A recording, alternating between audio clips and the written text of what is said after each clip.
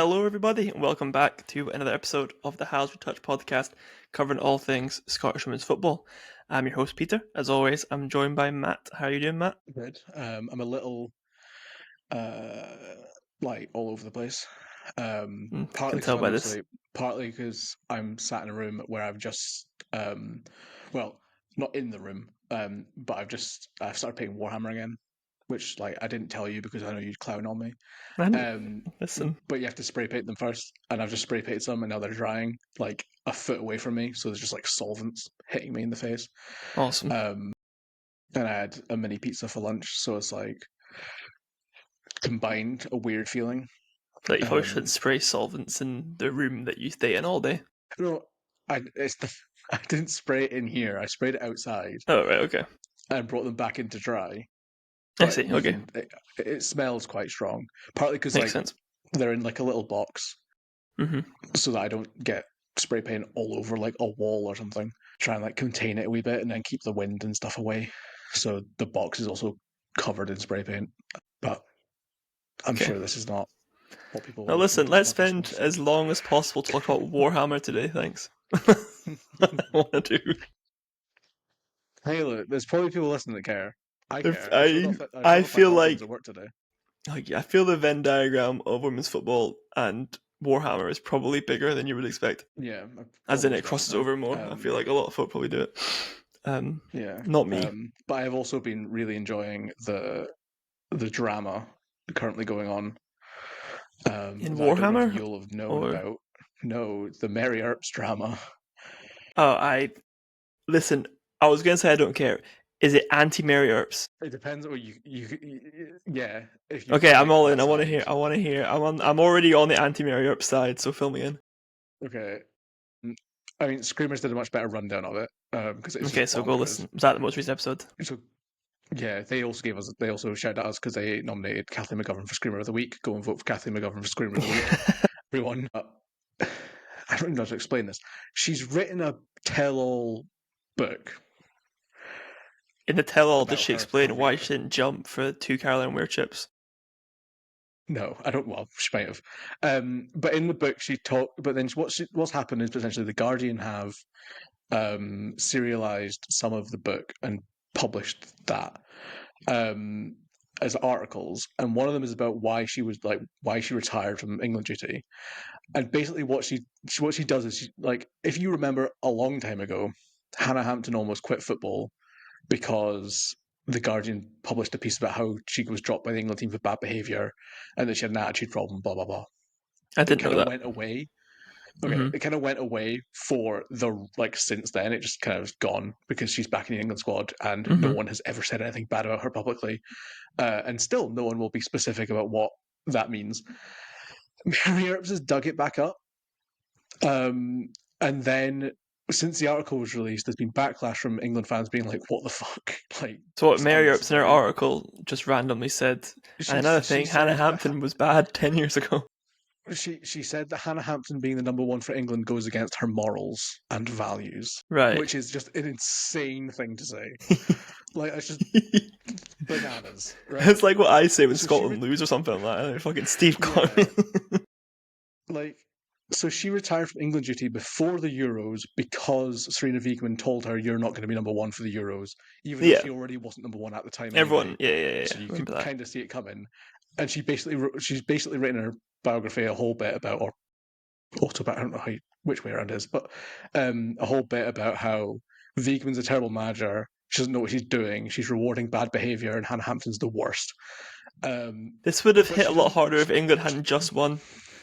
And Hannah Hampton had been a key part of that. But also, she's like the original article. She doesn't say. She's just like Hannah Hampton's got bad vibes essentially, and made training bad. And I'm like, but what does she do? Tell me why I shouldn't like her, or don't bring it up. But now she's doing this whole don't twist my words and pit women against women. I'm like, but you said you chose to write it so you could sell books because no one's paying attention to you because you play in Paris now. She still plays football. Yeah, which is also bizarre. Who releases don't release a biography while you're still actively playing? I'm amazed Mary Earps could get a game for the past 5 years, let alone now. She's not a good goalkeeper. Full stop. If you want something fun to do, is to go watch the highlights of Lyon PSG from earlier this season. Well, she's actually at PSG, not even like Paris FC. She's at PSG. Yeah, she's at PSG. She I hate football. like, every game. What a corrupt sport we live in that she gets to play with PSG. Ridiculous. Yeah, they should really go out and. I didn't even. I was very indifferent about Hannah Hampton before. I'm now pro Hannah Hampton. You know what? Okay. Yeah, I read it and I was like, especially knowing that Hannah Hampton has openly spoken about the mental health trouble she's faced after that article was released in 2021, and knowing that when she was, a 21-year-old goalkeeper, she almost quit football because of it. To then be an experienced leader and to come out and be like, I'm going to dig this back up, is mental. Like, don't do that. You know what I mean? Yeah. Or at least if you're going to do it, like, if Hannah Hampton has done something like insanely bad, tell us that. Because at the moment it just looks like sour grapes because she It definitely is sour took your grapes. spot. Yeah. And it's like you're 30 odd and kept getting chipped by Caroline Weir at some point. Yeah. At some point you get dropped. But anyway, that's the drama. That's sort of. She also came out, which is nice because it's nice that she feels like she can be herself and stuff like that. But odd timing. Yeah. Yeah, fair enough. But I mean, maybe it will lead to the complete downfall of the Lionesses, which, I'm here for that. The hope. I was meaning to ask you though, how the first Halloween as a dad? More important than England drama. Yeah. I mean, it was fun. I mean, my daughter, she's 4 months old, so she didn't go trick or treating. So, obviously. But do people go trick or treating in cities anyway? I've never seen anyone. I've recently moved, obviously, like a house in like a development, so there's like houses everywhere, and there's lots of kids. So I was like, me and Claire thought, okay, this is gonna be the week, this is gonna be the year, because we've always lived in flats. So I was like, no one trick or treats in flats, obviously, because that's like impossible. I was like, houses, you've got a front door, so people trick or treat at our front door. I got 4 kids all night. By the way, I went to Costco and bought like 2 like mega bags of candy, so like I had like 200 pieces. I still got. If you want to come by, I've got loads of mini pieces of I'm on Snickers a and stuff. high, you're on a sugar high. Yeah, literally. But literally, like, I think maybe I say 5, maybe towards 10 kids in total came. But kids are so polite nowadays. Took 1 piece of candy each. That's not my experience as a foreigner. And then I said, no, man, help yourself. Here's the bowl. I was like giving them the bowl, and they're like, no, it's okay. I'm only wanting 1. And I was like, you can have. I was like, take as many pieces of candy as you can possibly take. And they said, no, thank you. And they went, thank you very much. Have a good night. And I was like, what the fuck is going on here? I was like, rock up. Did they tell you a joke? No, they didn't tell me a joke. No. I was like, rock up, say trick or treat, and then take as much candy as you want and bounce and potentially TP my house while you're at it. You know what I mean? No. Show up, say trick or treat, tell a joke, and then you earn the sweets. Well, I was talking having a big issue with you saying candy, which is just sorry. That's my. It's because it's a selection. It's like chocolate bars and gummy sweets and other bits. Like it's not just. But I also no one come like. I was thinking, did you ever used to go into people's houses? Yeah. Yeah. Crazy, right? They were not even like near my front door, and their parents were there the whole time. We also both grew up in a rural area, so like. Because I used to go to my old primary school, one of my primary school teachers' house, and she lived alone, and she would like decorate her entire house. Like she would go ridiculous for it. Like it was crazy. But you would go, like, it was the only time I would ever consider that my teachers had lives and homes. Yeah. And you would go into her living room. Yeah, and they would all sit and watch you do your little act, tell you a joke, or do whatever you're doing. There'd be like a whole group of us there, all from like the village, and like a varying age range, all waiting for our turn to be like, I don't know, why did the skeleton cross the road or whatever joke we had come up with. Like I feel like event. Yeah, I feel like I'm gonna have to get like a grasp of what like all the parents came and stuff, and like a lot of the kids were quite young. Like some of them were like 3, so I get that. But some of the kids are like have stuff out 7, 8. Your door. Yeah, had a jack. Okay. Yeah, well, I think everybody who trick or treated in the area came to our house, but there's not that many families, to be fair. Mm-hmm. Hey, parents there and everything, man. I feel like yours would be weird to go into because you don't really have like a landing. Yeah, I mean, you can come. Yeah, I suppose. I suppose you unbelievable could. football chat here. Yeah, I don't know if to come in or not. But also, as the parents were all there, and I was like, maybe am I gonna like have to go Mhm. trick or treating with my like 8-year-old kid? My plan was I to mean, send I her on her feel way. like I think probably. I I feel can't like remember what age I nowadays was that's the when I went thing. on my own Nowadays for the the done first thing time. is nowadays the done thing is I think parents come with the kids up Mhm. until maybe they're like say 12, but once you're 12, probably not even trick or treating anymore. But I feel when like I I'm was like probably like 8, I was kicking P5. about myself, I don't know how old you are in P5, but I feel like that's about when I would have been like trick or treating yourself. when I would have taken my brother, and he would have been in Yeah, P3, I think. don't know. But also we lived in a village and not in a. You still live in Yes, a city. yeah, I still live in the city, so yeah, it's not like that's it's true. not That's like you're true. living in a rural cottage where everyone knows everyone. So I guess you That's would true. probably want to go.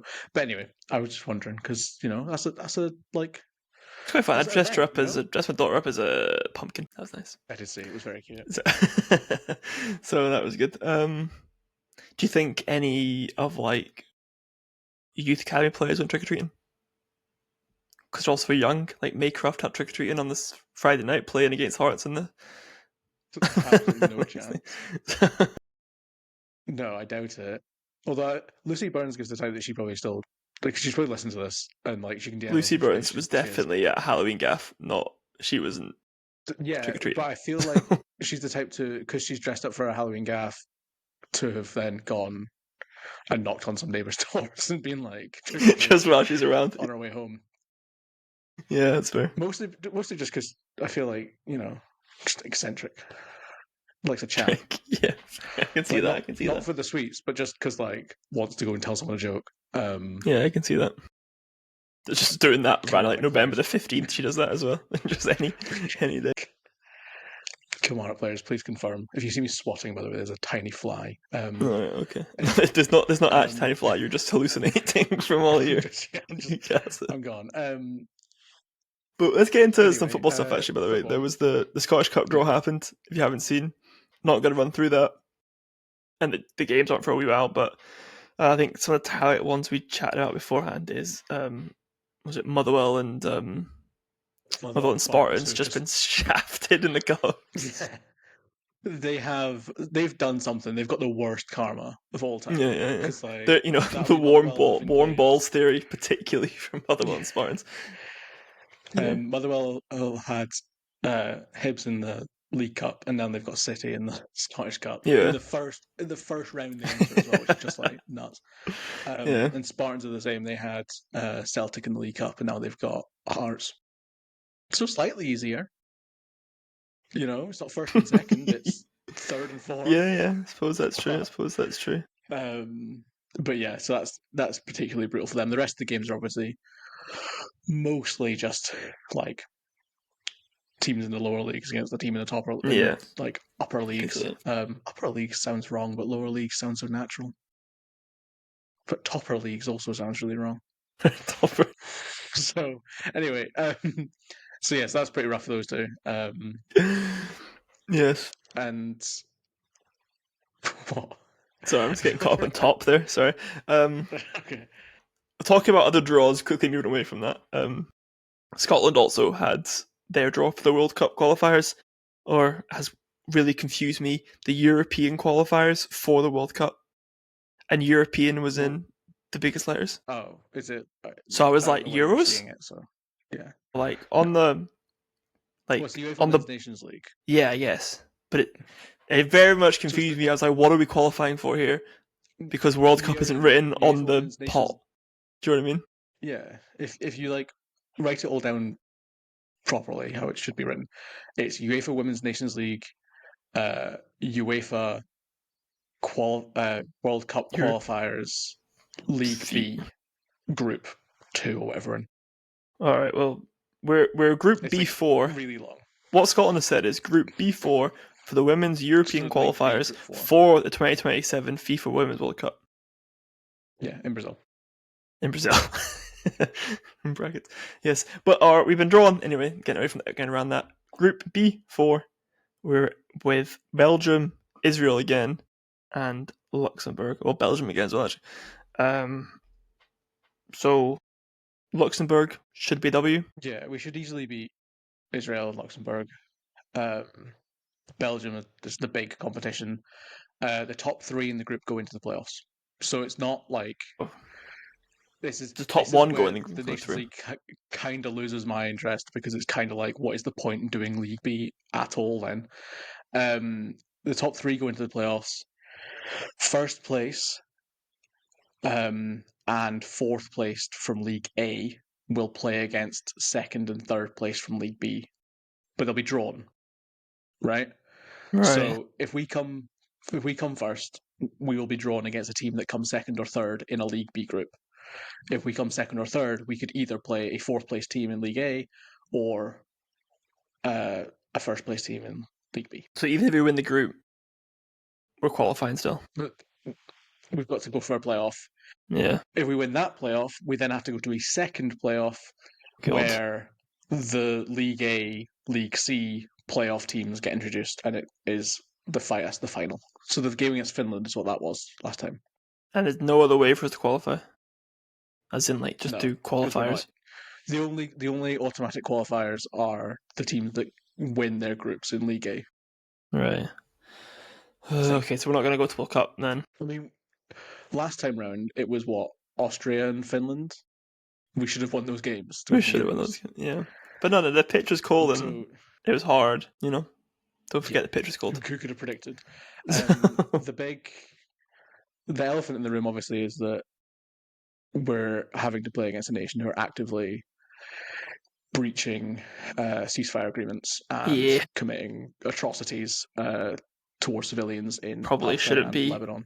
Yeah, and probably Jordan. Shouldn't be in, or definitely shouldn't be in UEFA competitions or FIFA competitions. I was really disappointed when Mel Andriati was asked this directly by the BBC, and she just chose to say, "We'll focus on the football," which I feel like obviously it did last time. Position for us to be in, for us to be in, just because we're going to go on and move on and talk about football in a moment. Yeah, but it's a really privileged position for her to be in, to just say we're focusing on the football. There's a lot of people that can't focus on the football, including the entire Palestine women's national team. And it's like 18 months ago, we were one of many people to call for the SFA to vote to ban Israel, like in line with banning Russia. And then FIFA pulled the vote. And Gianni Infantino said, "What can we do?" After pulling the vote to ban them. And now, 18 months later, there's a ceasefire agreement, which is progress, but it's not really progress if there's a ceasefire agreement, you still bomb people. Yeah, it doesn't really work, does it? Yeah, or if you don't allow aid in. It'll be interesting to see. That game obviously will be played behind closed doors in Hungary. When they come to Scotland, it probably is going to end up behind closed doors again, like it was last time. Yeah, that's what I was going to say. It'll be interesting to see how it plays out this time around, because last time around it was very badly tempered, very behind closed doors, a whole bunch of bad stuff going on with it, because the SFA and the women's national team and the players themselves all kind of just skirted the issue. I thought it was telling that the SFA, in their post when the draw had happened, didn't post who we'd been drawn against. They don't reference it in any of their posts. They just posted the draw has happened. Go on our website. Yeah, well, they say on Instagram, they say in the blurb. But like, you're right. Like, they've not posted a graphic that says Israel on it. Yeah. On Twitter, they just posted our Nations League group has been drawn. Yeah, then similar thing on Instagram. They've clearly done it. Like, usually they would post the group, like the 4 teams in the group, on a photo. They've not done that. They've just posted the ball. Yeah. So there's people are clearly aware.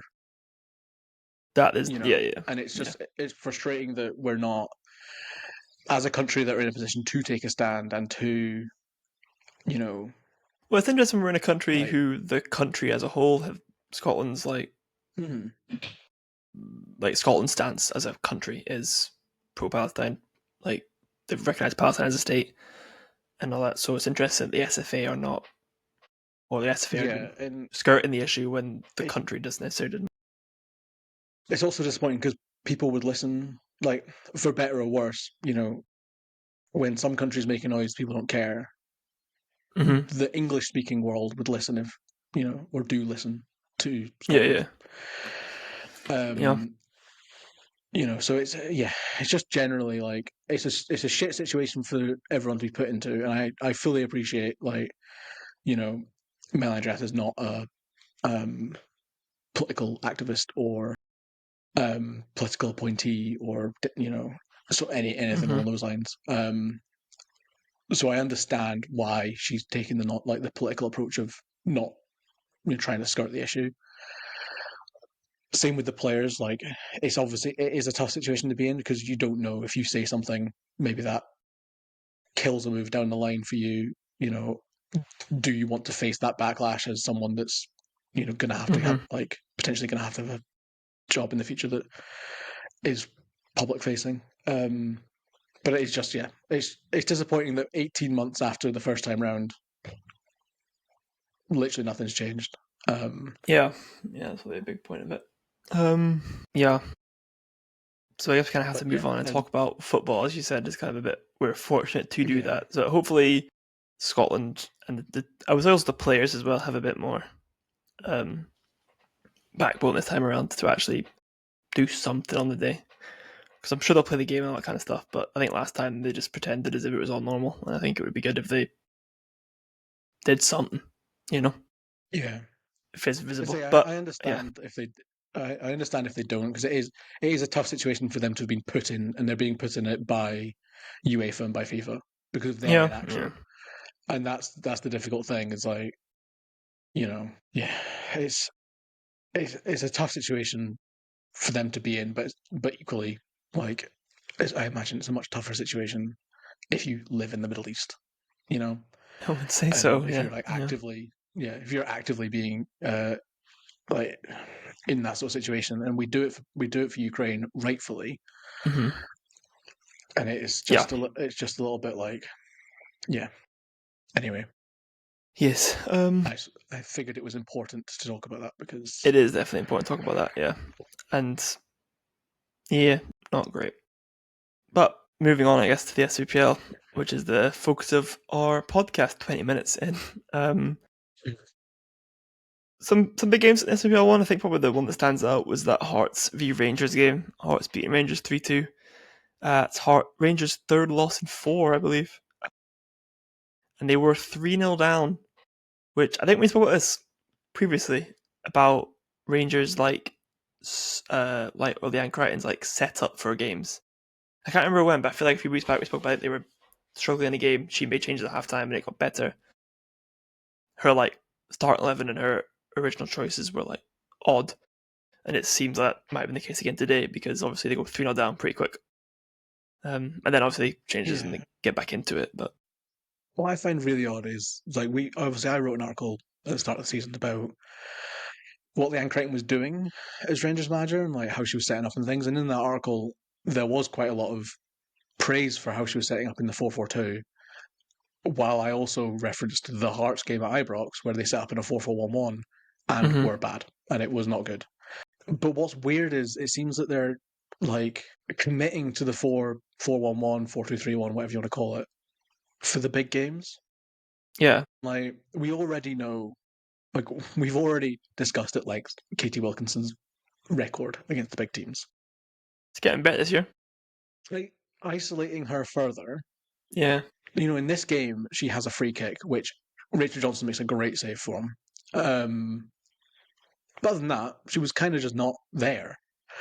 Laura Berry is worse out on the wing, just factually. She's better in the middle. And I just don't get it. Like Hearts were incredible in that first half, and they deserve a lot of credit. I think a lot of what they did well was in the midfield, and I think part of this is probably also from the sense that I have generally that Rangers are relying quite a lot on really young players, and I want to speak on Maycroft later because I think her assist is incredible. But in the first half, Hearts were really able to get at Rangers and to really control the midfield area. And like Jenna Slattery was really good at sort of patrolling the midfield and making sure that when the ball was won, it was held and pushed forward aggressively. And that's what Hearts did really, really well. And that's how they go 3-0 up, is that they were able to basically set the tone. And that is what changed in the second half, really. But in the first half, I mean, it's big game Georgia Timms. Like, Yeah. just her record in the league is ridiculous when she comes in the big games. She's like a reverse Katie Wilkinson. Yeah. Like, you know, she's not one to rack up huge goal scoring tallies across the season, but you know, she'll hit 15 all in games against the top five. She was really good. Obviously, gets a brace. One of them's a penalty, but it's a stonewaller. Jenna Fife makes a mistake. Carly Johns as well. Obviously, she's come up from England this season. Halftime, BBC Alba did a video with her where she mentioned that one of the reasons that she joined was because of Georgia Timms, and I think you can see that. I think you can see that They've relationship got a great already partnership, yeah. being there, because they seem to both know, you know, who's going, who's drifting wide, who's dropping, and so on. She's now got 5 goals and 3 assists in her last 5, which is nuts. Yeah, wow. Like I feel like that's gone kind of under the radar a wee bit. So Hearts have got a really good forward line, and then they were doing really well to contain Rangers before halftime. They obviously concede a bit of a mess of a goal. Mia McCauley's given far too much time on the left wing. She even makes a mistake. She overruns the ball. The ball ends up about 5 yards behind her. No one's there. Her cross, it's a really good cross. Should have been defended better. Rangers get a goal to set off the comeback. And then Lauren Wade comes off. And I think Forsyth had a difficult game against McCauley just because I feel like she couldn't really keep up. And yeah, it was really a game. It was like a real big game of two halves, especially in the second half. Rangers, like Fife comes off injured, and I can't remember Yarsdottir having a save to make. And I feel like Eva Olid will be incredibly disappointed at that because, like, yeah, when you've got a keeper coming on, you know, like the first thing you're told is like just hit one. Yeah, try one. Yeah, I mean, I guess you also say in terms of like probably what Hearts were like second half, probably 3-0 up at half time. It was probably a bit of like a what the fuck, and then being like, Yeah, let's not. like it's almost like reality hit them of like, Yeah, how have we just done that? Like, you know, yeah, we've and then just all of found a that sudden so it's easy. And maybe they came out for the second half in a little bit of like a, oh, this game's won sort of vibe, or like, yeah, or like a nervousness of like I don't know. you can't lose this game now because you're doing a lot, and Yeah, therefore start going especially more for knowing that the Ibrox still yeah. dropped a 2-0 lead. So, Yeah, probably as well added to it definitely. But yeah, it's interesting because it does leave Rangers in 5th now, so only yeah. 9 points And ahead of Hearts as well in a Montrose. really good Looking position over for their next shoulder. week. Yeah, I don't think so. But it is like obviously with next week, like Celtic, if they can get their first win in 2 years against Rangers, um, This it's going to guy be like take a a week off, massive game. man. Um, hmm? Take No, a week off. but like you know that's going to be a massive game, and then Hearts are also playing Hibs, obviously. Um, so we could see you know Hibs end next weekend. So whatever that is, the So 19th. yeah, so what we're saying then is that Hibs could Glasgow have that City like are going to fourth. end. So Glasgow City are going to end this next week, like 10 points clear. Then, if we're all playing each other. Well, no, because there'll be as many points clear if Hibs beat Hearts. Hmm. It But you depends on what won't. You'll draw. happens. If everyone draws, then yeah, they'll be like miles clear. Yeah, I think that's what's going to happen, unfortunately. For You me, know what I not mean? City fans, be happy, whatever. Shut the fuck up, you know what I mean? So, Yeah. But yeah, I mean, the thing I really want to talk about, obviously, Maycroft's obviously like, what, 15, 16? mm-hmm. Her assist was honestly unbelievable. Like, the way she receives the ball under pressure, it, you know, turns her presser, does a little shimmy to get away from another player, and then plays like a perfectly weighted over the top ball to McCauley to run onto. Like, that is, I mean, that's why she's playing for Rangers. That's why she is being given the trust. You know, there's obviously injury issues and such as well.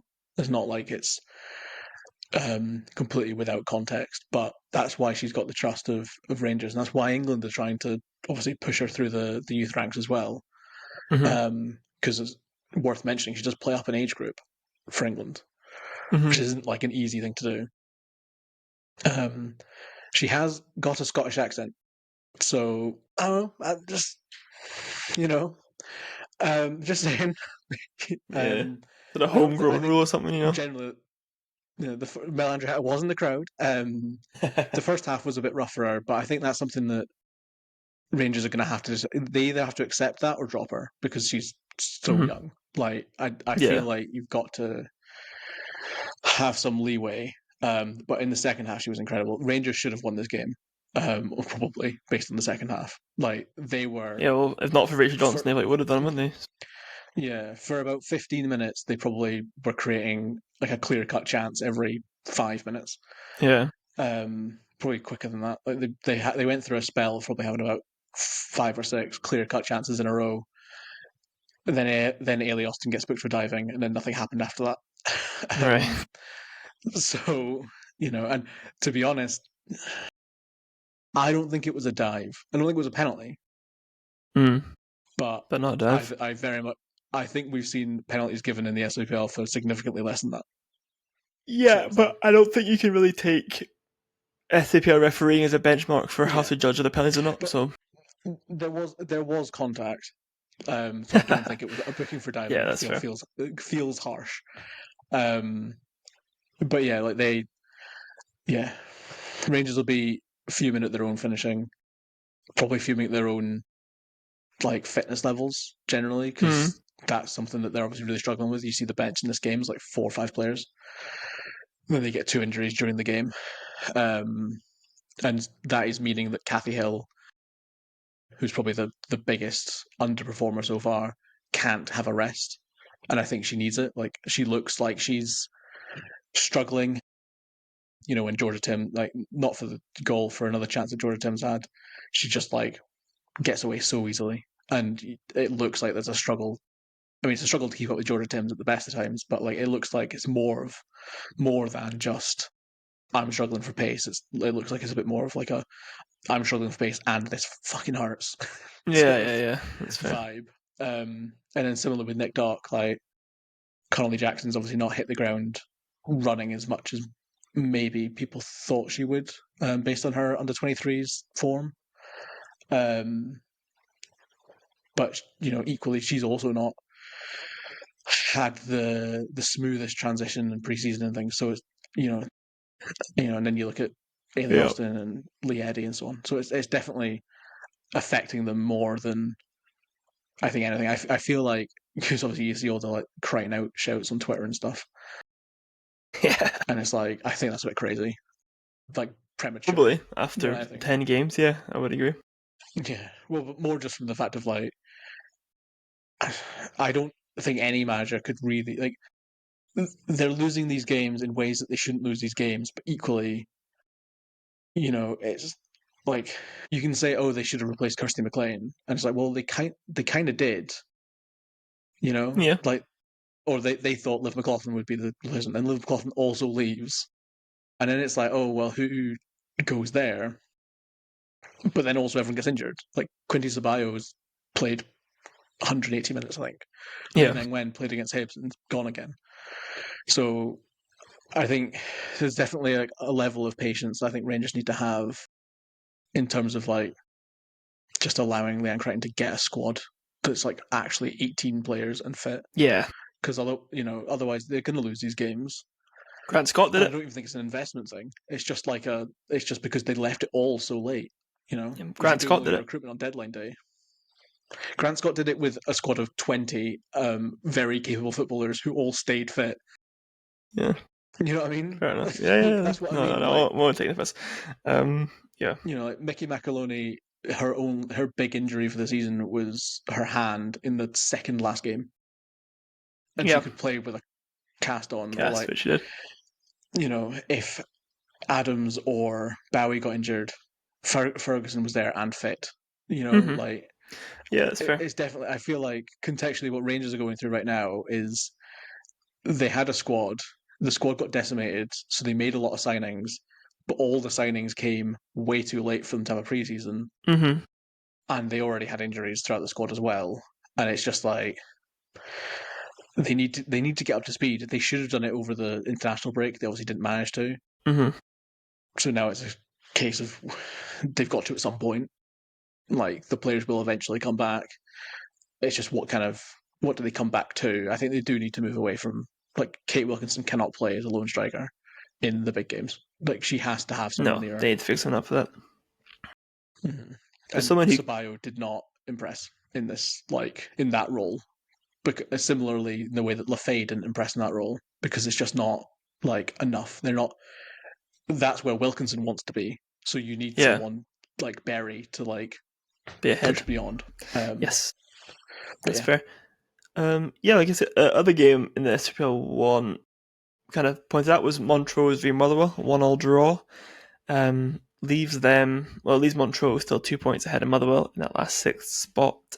Bailey Collins open scoring for Motherwell, and then Caleb McDonald-Lagua scored again. It's Caleb McDonald-Lagua's fifth goal of the season, like that? Or there's a stat about amount of goals scored, and it was quite an impressive amount of goals who scored she's for Montrose. such a nightmare So for defenders to play against. Like, yeah, I mean, I feel like this game was Montrose 1, Motherwell 1, and then like Wind 6 because like you can see it in the highlights. yeah, It was having an yeah, impact. mental. It was not Yeah, a fluid game of football. no, Motherwell created some really, really good opportunities and just didn't really. It's the Motherwell thing, which we've spoken about so many times. Like yeah. they got into great positions and then didn't get a shot off, Well, they also or lost. didn't They've get a lost clean their shot off. big striker from last year. Did not.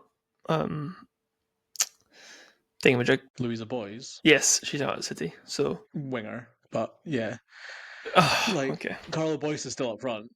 Yeah, um, but they were like either delaying the shot too much, so it would just get an easy block, or they would try and play the extra pass and it would get yeah, intercepted, or the pass wouldn't be good enough, and then the shot would, the player would have to go out wide, and the shot would be too late and things.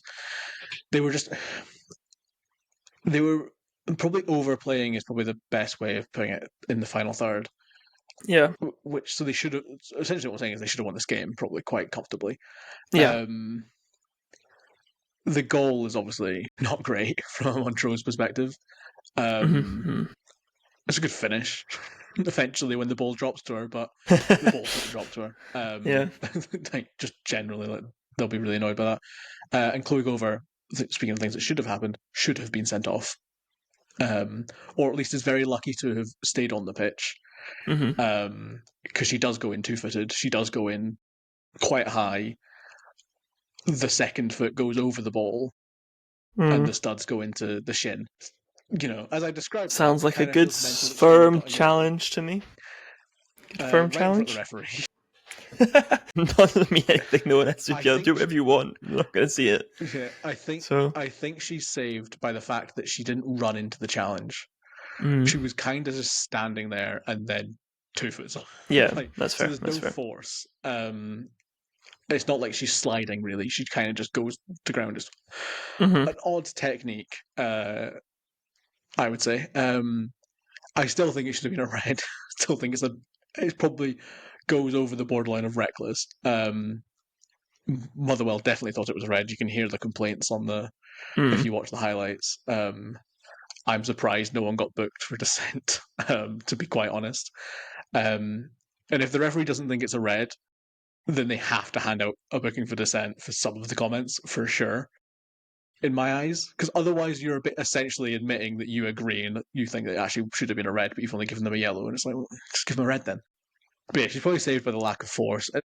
There isn't much chance of what she did injuring someone, which is probably the main thing. So it's not like the end of the, it's not like she has put someone out for the Yeah, yeah, season, yeah. But like Luis Diaz did last night, in the men's Champions League.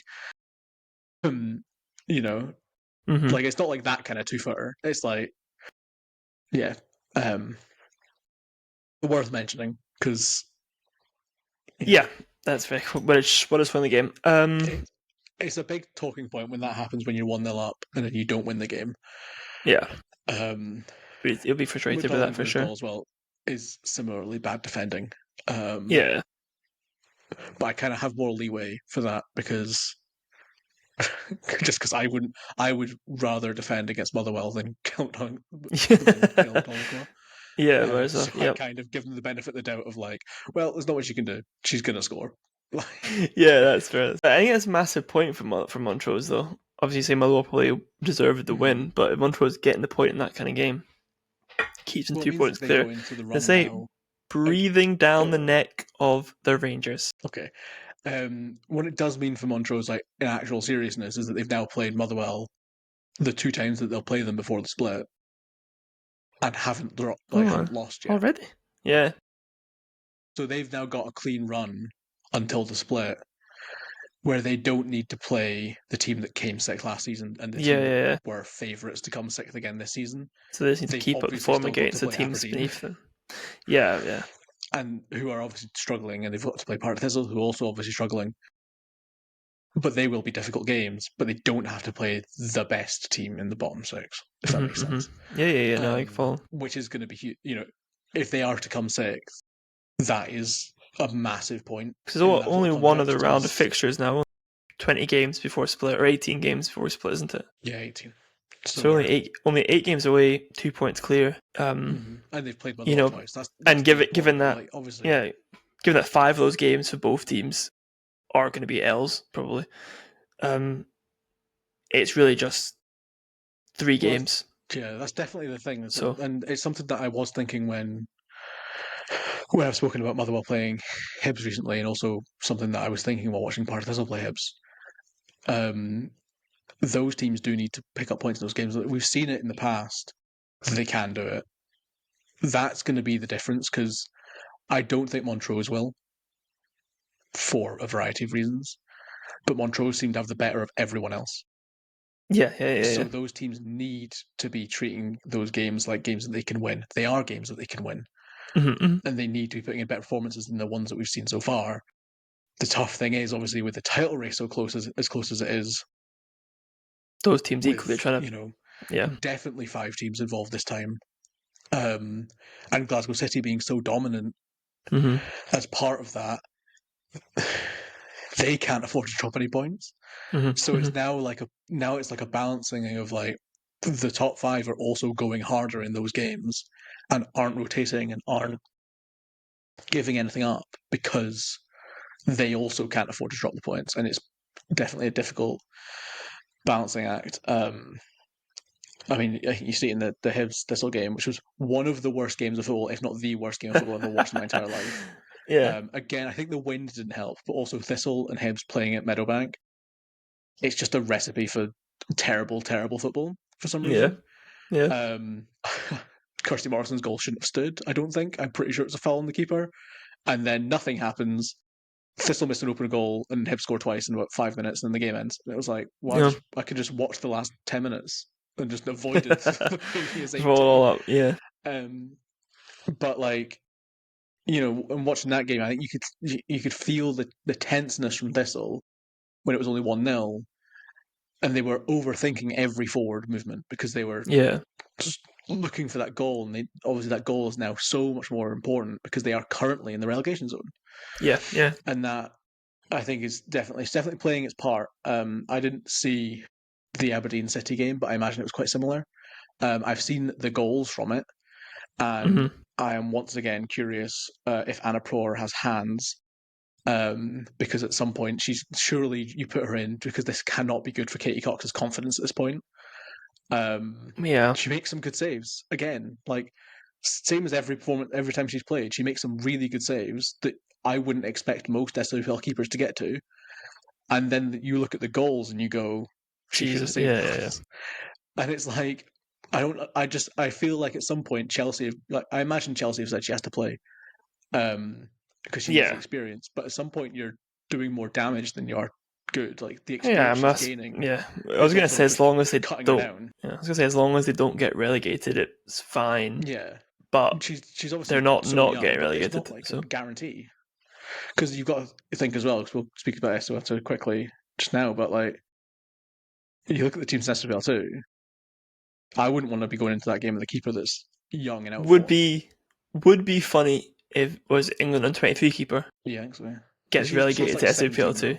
Okay, I know, but it'd be funny if she get relegated to SWPL 2. From an anti-England point of view, not an anti-her point of view. That's what I mean by like, this is surely doing more harm than good at this point, because as I said, there are some incredible saves in these games that I don't know if Anna Proer could be fantastic. She could be as good as Noah Schumacher, who's the best keeper in the league, and still not save them. You know what I mean? Yeah, Like they are shots they're that are good going like saves. properly top corner with power that she's getting to, but then one will roll below her, and it's like It could be at that some she's point got it's significantly gonna. better mindset than us, and it is doing a world of good Yeah, for her. but no matter how good your mindset is, conceding 5 a game as a keeper is always going to be tough, Yeah, that's true. especially when there are goals that you're looking back on during the week when you're doing your analysis. And I imagine that Chelsea are doing their own analysis with her as well. Hmm. Like she'll be in contact with their loan manager or their coaches, and they'll probably be saying to her, "You should have saved that." Hmm. At some Hmm. point, that becomes hard to deal with just as a person Yeah, because you're yeah. constantly going, "Oh, "But I I should did have this. It was saved. great." Yeah, But yeah. it's the life of a keeper because make one mistake and you're the worst person in the team and everyone's calling you to get dropped. But it's also professional football, and Aberdeen had top 6 aspirations, and I Yeah. just I feel like it's odd at this point. I think Scott Booth is a better manager than to keep in an extremely young player who's having such a tough time.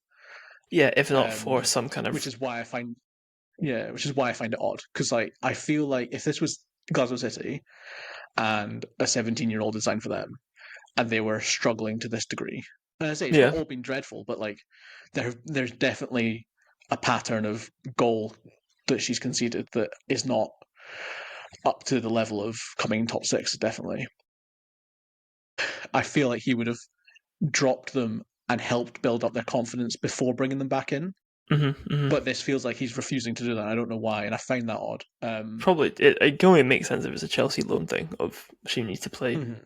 80% of the games or But something. So yeah, but that's the thing. um Like as I say, the thing I find weird about it is if they are obviously if they do end up in the playoff, she can make saves that I don't think most SWPL keepers would make because there's that propensity to a mistake. The defence aren't confident in conceding shots. SWPL 2 players, you know, Spartans obviously can't score for whatever reason. mhm. They had a good scoring game this week, but like also were playing against 10 for basically 80 minutes. But if you come up against basically anyone else, everyone's showing the ability to score, and that's an issue that they need to face, and that's where I think Aberdeen, Partick Thistle specifically, Motherwell maybe a bit less so. They need to start getting better results in those big games, and it's so tough. But we know they can do it. We know like Thistle can take points off Rangers. We know they can take points off Hibs. I was so nervous going into this game, straight after the international break. Like Mhm. Yeah, well, Thistle on a because also windy day, that's usually a yeah, draw. because those games But you mentioned there, obviously City beat Aberdeen 5-0, Hibs beat Thistle 3-0, and then Hamilton again lose again to Celtic 3-0 to Celtic, with Lisa Robertson scoring. So she'll put some respect on my left back's name. yeah, she also Um, got done by Sophia Townsley, Sophie Townsley about 10 times. And if yeah, Hamilton could finish, then this would have been a very curious game that we probably would have been talking about a bit more because yeah. it probably would have been their first point of the season. If ifs and buts were coconuts. But yeah, anyway. I've That's- also I still think she's a great player. She should just be playing in midfield. It's not that complicated. Fair enough. But yeah, I guess quickly before we wrap up, go and look at some action in the SWPL 2. Killy continue winning, beating Gartcairn 3-1. Mega game with Dundee United and St Johnstone. Dundee United coming out 4-3 winners in that, which is like out of nowhere all of a sudden, just scoring and conceding lots. But I think probably highlighting game, probably from our point of view, would be Stirling Uni getting the first win of their season and first points of the season, being East 5-2-1, which actually takes now Stirling Uni out of that automatic relegation spot, which could be And massive. I'm not going to go pull up the receipts, but very early in the season, I did say that Tanaka Chitenge would be a really big problem for us to build to, and that if they're going to get points, it's going to No, be because of her. you're gonna have to go pull up a So receipt for that because I'm you're gonna have to not go going pull to a receipt listen. for that. No, I'm not going back and like listening to 10 hours of myself speaking. I cannot be bothered. But like, I think it was when they played St Johnson, and we spoke about it. And Mm-hmm. like, she'd had a big influence on their game going forward, and then they obviously just don't manage to keep the ball at the net. Mm-hmm. In this game, they do manage to keep the ball at the net, and it's a really good performance from their keeper. and then she gets a goal and assist, and that is what Stirling Uni are going to have to sort of rely on. Is it's what they've always relied on. When they had like Athena Varnava and people like that, like they've got to rely a little bit on talent, individual quality. I didn't realize she was English when I said it the first time round. I will be honest. Sorry, Tanaka, but that's negative. That's in the cons section. Yeah. But no, like it's another one where it's all well and good beating obviously they need to beat the team directly above them before this game, now directly below them. But if they are going to actually avoid relegation, I feel like either team need to pick up points elsewhere. I think that's definitely the next thing. Because East Fife have shown they can do that. Their problem at the moment has just been that they can't do it without drawing. Like the 1 point they have. Yeah. I don't think they are so far off the likes of St. Johnstone and Livingston. St. Johnstone obviously had a great game this weekend and will feel hard done by to have not won against Dundee United, and that would have been a huge win for them. But no, you're right. You still think East Fife are not that far off living at St. Johnstone. Like to be able to maybe get a point here or there to or 3, which is the next test for East Fife especially is to get the 3, not just the 1.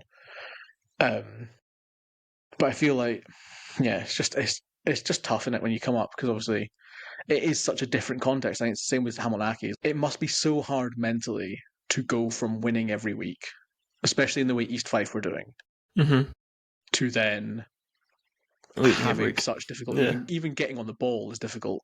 Because the level is, the change in level is big. So I feel like it's a thing where, the team generally, I don't think, the team isn't that far off. The problem is it's hard to quickly adapt to the change in environment. No, that's the thing.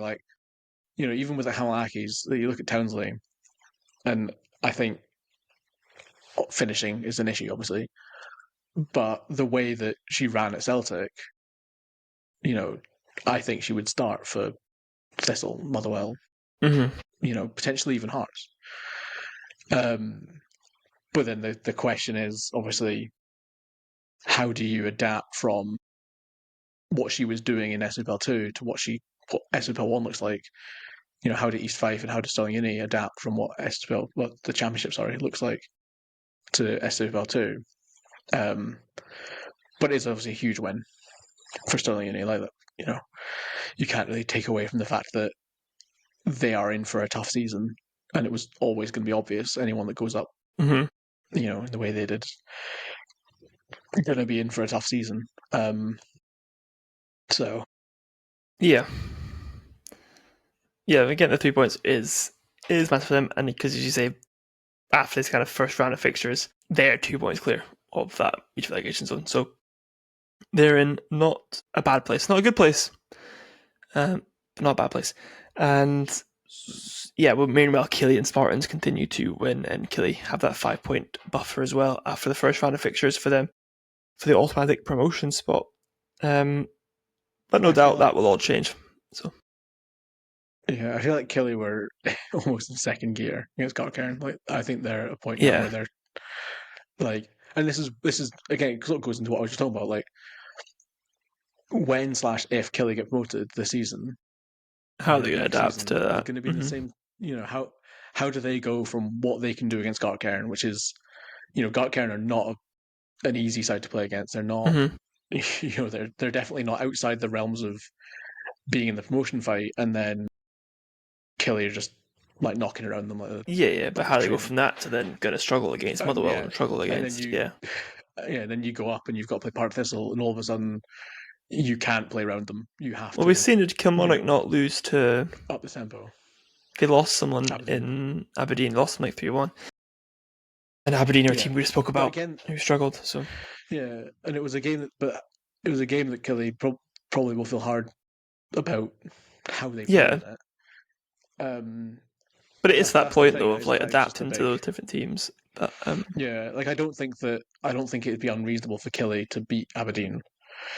The question is obviously when you're used to playing teams that are worse than you, how do you adapt to playing a team that's better than you or equal quality to you? Yeah, while continuing to play. That's the difficult thing. I still think the gap has grown generally in Scottish women's football between SWPL 2 and the SWPL 1, and also between the top 5 and everyone else. But I think part of it is nothing to do with finance, nothing to do with resource, nothing to do with players. I think it is just like the difficulty of managing the different game states, because it's something that like men's football obviously doesn't really have as much. Like, Hibs will dominate possession against Livy and then not dominate possession against like Celtic, for example. It's not like it's not huge, not the biggest swing in the world. No, and you're still talking about a team with 3 internationals playing against a team with 8 internationals. It's not like you're talking about a team where you've got 8 internationals playing against a team where no one is ever going to play for the national team, probably. Yeah. And if someone does, it's like a huge deal, even if they play for the national team 4 years later while playing at a different club. I think that's the thing. Yeah. That's fair. Because it is a bigger drop in terms of like, you're going from playing with 60% possession to 20. Yeah. As opposed to going from 55 to 30, which is small numbers. I follow. But yeah, I think that's probably what we're going to wrap up with this week. Hope you've all enjoyed that. Make sure you're following us on all of our social channels at How's Your Touch. We're on YouTube as well. Substack articles coming out as well. Exciting one with a Hibs star coming soon. Keep your eye out for that. I like that you said that like it's not. Like in. I don't want to say who it is, but we're not saying who it is. You said that in a way as if I was if it's like an exaggeration to say Hibs star. No, this is genuinely a Hibs legend. Actually, probably would under exaggerated. Under exaggerated? Yeah, when it's like what's the probably exaggerated the highest profile person. Exaggerated is when you big it up too much. So under. But what if you would be under exaggerated? Okay, but yes, this person Matt has interviewed. Yes, probably. Very cool. Very cool. Keep your eyes out for that anyway. Yeah, if they're listening, might take me a bit to get it out. We had an hour-long chat about their life and career. Yeah, don't go too much. They're going to find out when their Substack comes out. Yeah, that's why you got to follow Substack. I need to transcribe it and then also put it into I believe sentences around it. I believe we have over 300 subscribers to our Substack at the moment, which is pretty cool. And you get regular emails with stuff in them. Yeah. And most of you don't even subscribe, which is also fine. Exactly. But you'll get the articles emailed directly to you, so you never miss them if you subscribe. Happy days. And it's free. And it always will be. And I don't think we can see your email, so there's no data protection concern about exactly us being like, oh, random person. There is no data protection concern, so there's no need to bring it up. So we're gonna close it there before Matt gets us in trouble. See you all again next week. Bye.